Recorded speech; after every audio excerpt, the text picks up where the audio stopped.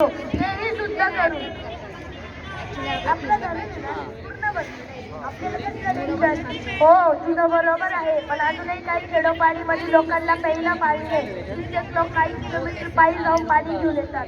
हो का? या कारणाने कित्येक मुलांना आपली शाळा सोडावी लागली. कित्येक मुलींचे लग्न होत नाही. पाणी टंचाईमुळे शेती सुद्धा करता येत नाही.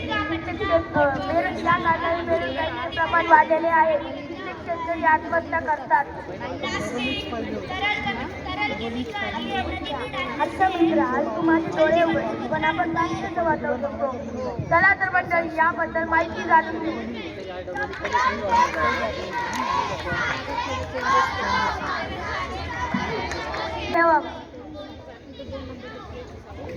गाडी, घर, अंगण स्वच्छ करताना पाण्याचा वापर जपून करावा. नदीमध्ये कंपनीचे व गटारीचे पाणी सोडणं बंद करा. प्राणी पक्ष्यांना स्वच्छ करताना पाण्याचा वापर जपून करावा. नळाखाली कपडे धुताना नळ चालू ठेवू नये. ब्रश करत असताना नळ चालू ठेवू. मंदिरातील कचरा, धार्मिक कार्यक्रमातील कचरा नदी पात्रात सोडू नये. यांची योग्य पद्धतीने विल्हेवाट लावणं गरजेचं आहे. पाण्याचा वापर जपून करावा.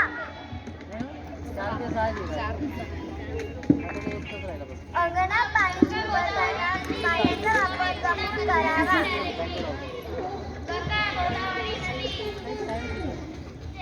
लिकेज असलेले पाण्याचे पर्याय वेळेवर दुरुस्त करण्याची गरज आहे. आपल्याला जेवढं पाणी पाहिजे तेवढं ग्लासात घेणे. जास्त पाणी ठेवून खाली टाकू नये. नळाचे पाणी वेळेच्या घालू नये. आता आपण पाणी कसा वापरावं, त्याचा उपयोग किती प्रमाणात करावा हे पाहिजे. आता आपण पाण्याचे महत्त्व जाणून घेऊया. या पृथ्वीवर जीवन जगण्यासाठी आवश्यक 5 मूलभूत तत्वांमध्ये पाण्याला महत्त्वाचे स्थान आहे. आपल्या पृथ्वीवर 70% पाणी आहे, त्यातील फक्त 1% पाणी पिणं योग्य आहे.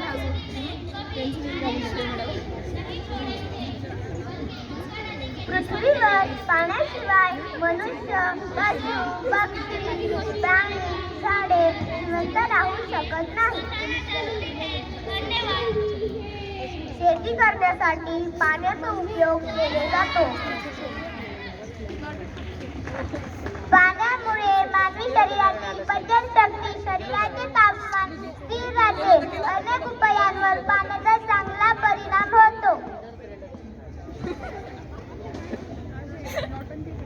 पाण्याचा उपयोग फक्त पिण्यासाठी नाही, तर कपडे स्वच्छ करण्यासाठी, घर सफाई करण्यासाठी, भांडी स्वच्छ करण्यासाठी, जेवण तयार करण्यासाठी केला जातो. पाण्याने वीज तयार केली जाते. पाण्याचा वापर घरं बांधण्यासाठी व रस्ता तयार करण्यासाठी केला जातो. हो मित्र, आज मला पाणी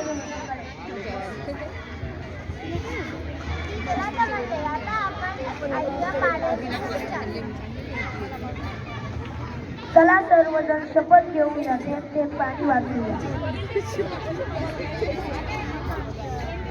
पाणी हे आपले जीवन आहे.